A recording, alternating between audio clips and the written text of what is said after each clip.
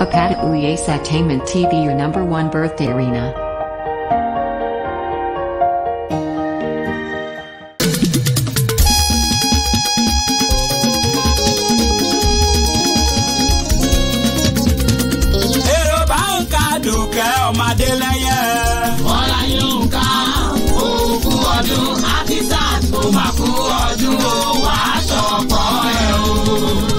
Àpáta pààrọ̀ ewì dé kankéré kọjá ohun àgbẹ̀mí bẹ́wúrẹ́ ewì òdodo ni mo mọ̀ mi ò mewì ọ̀tẹ̀.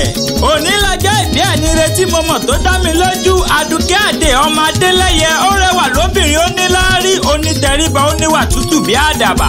Ọláyíké yóò kí ń gbéraga áfísà jòjọra rẹ̀ lójú jẹ́jẹ́ ló ń lọ jẹ́jẹ́ ló ń ṣe ó ń bọ́mọdé ṣe ó sì tún bẹ̀rù àgbà. Bàbá tìyá ọlọ́jọ́ ìbí tòní ni mo kí kólúwọ ọba kó bá wa dẹlẹ̀ béèyàn ire kọlọ́hún ọba kó bá wa tẹ́ wọn sáfẹ́fẹ́ ire. Àwọn abiyamọ ire tó tún bímọ ire.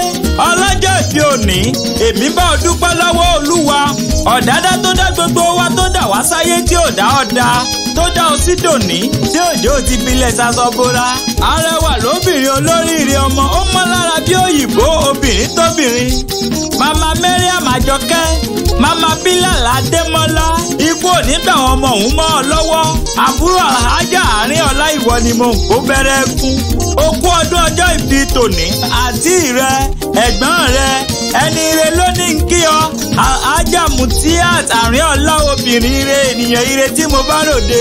Òun ló ní máa kí ọ dáadáa ó ní kí ọ délé bàbá tó bí ọ lọ́mọ. Mo kí yín o ẹ̀yin tìpínlẹ̀ Ògùn ẹ̀yin tí Yewa Ẹ̀gbádò pátápátá ni mo kí. Ọmọ ọlọ́jọ́ ìbí ìbòrò gangan nílé bàbá tó bí ọlọ́mọ. Ǹlẹ́ ọmọ owó yẹlé ògún yẹ̀tàn oṣù oyọ́mọ ènìyàn. Ọmọ bámọ òtòṣì bá ṣubú lọ́jà àwọn abẹ̀rín sí bó bá sọ ọmọ olówó ní ariwo ẹkún àta. Ọmọ bójòjò bá sọ ọmọ òtòṣì wọn ní alákọ̀ọ́lù tún gbèsè rẹ̀ dé bó bá sọ ọmọ olówó ni wọn ní kó rọ́jú fata sẹ́nu. Adìyẹ òtòṣì ní jẹ láàrin ìgbẹ́tò olówó ní jẹ ní gbangba oko. Ọlọ́jọ́ ìbí òní èmi kí ọ. Ọmọ Ògún Ètìjà, ọmọ Ògún Àtọ́jànù, ọmọ Ògún tó fi mọ̀rìwò sásán dìdìnì. Àwọn nílé ìyá rẹ torí ẹ nílé bàbá kámọ̀ nílé yeye nílé ìyá rẹ ìwọ lọmọ awé àjòkúdì rẹ ìran bàbá ńlá ìyá láyà ta ló jẹjẹ tiẹ̀ láàyè. Ọmọ jẹ gbòǹgbò àkàlà mọ́bì gọ̀ọ̀rọ̀gọ̀. Àdùkẹ́ òsọdún èyí ó sẹ̀mí ìsìn. Èèyàn tó bá ní kó o mọ́ sàmọ́dún ọrùn ó mọ̀ wọ́rú wọn ní bẹ́ẹ̀ ni tóru sìmẹ́ǹtì mẹ́fà pọ̀. Ẹ̀yà àkàlà ni ó mọ kéde òbútúárì ìwọ̀n gbogbo ìràn tó bá sọ wípé bò ń tiẹ̀ ṣe jẹ́ àbí kó o mọ̀ ṣe tiẹ̀ àròdúnjọdún àròsùdòsù.